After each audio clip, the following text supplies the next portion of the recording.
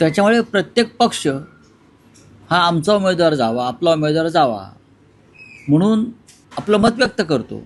पण शेवटी जाणार एकच उमेदवार. आता तो एक कोण, ह्याच्यावर 3 पक्षामध्ये चर्चा.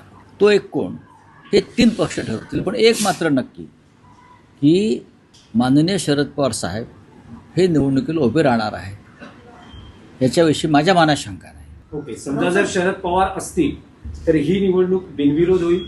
हे मी कसं काय सांगणार? मुळात शरद पवारांची उमेदवारीवरती चर्चा होईल ना महाविकास आघाडीमध्ये. शरद पवारांसारखा ज्येष्ठ नेता या देशातला